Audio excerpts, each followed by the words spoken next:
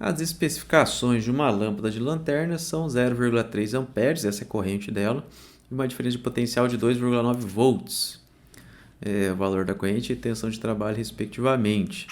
Então, com isso, a gente consegue calcular qual que é a resistência dessa lâmpada quando ela está ligada. Porque o que a gente sabe? Vamos lembrar lá. V igual a R vezes I. Nesse caso, como eu estou falando quando a lâmpada está ligada, eu vou chamar de V1 igual a R1 vezes o I1. Eu quero saber a resistência dela, então R1 igual a V1 sobre I1.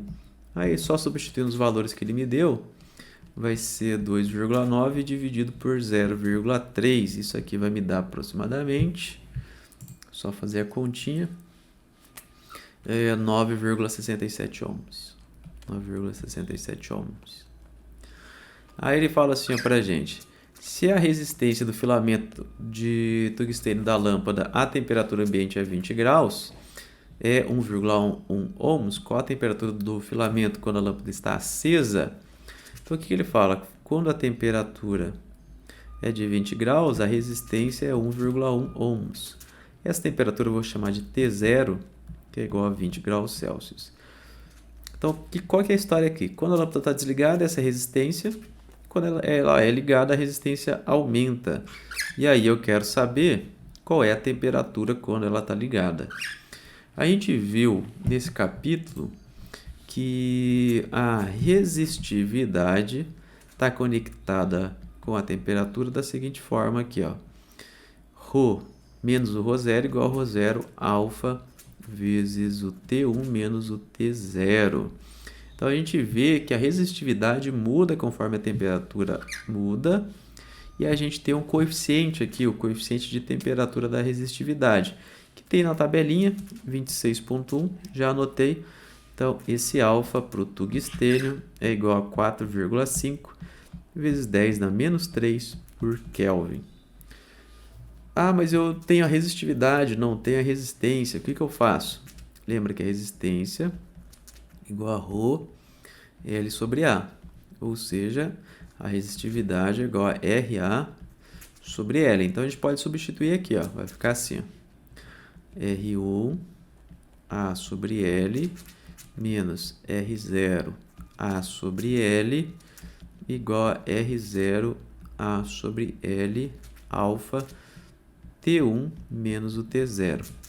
Como eu tenho A sobre L em todos os termos, eu posso mandar eles embora. E aí eu encontro que R1 menos R0 é igual a R0 alfa T1 menos o T0.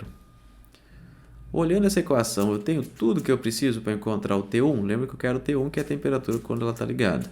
A lâmpada está ligada. Olha só, o R1 eu tenho, que é o 9,67. O R0 eu tenho, que é 1,1. O alfa eu tenho, é tabelado para o tungstênio. O T1 não tenho, que é o que eu quero saber. E o T0 eu tenho, que é 20 graus. Então é só eu isolar o T1 que acabou. O que eu vou fazer primeiro? Vou passar o R0 sobre alfa dividindo. Então vai ficar assim, ó. R1 menos R0 dividido por R0 alfa igual a T1 menos o T0. Agora é só passar o T0 para o outro lado. Vai ficar assim, ó.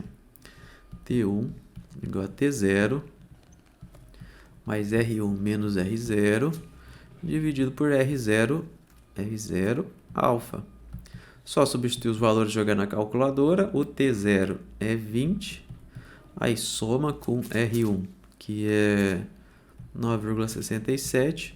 O R0 é 1,1 dividido por 1,1 vezes 4,5 vezes 10 na menos 3. Aí você joga isso na calculadora e você encontra exatamente, aproximadamente 1751 graus Celsius.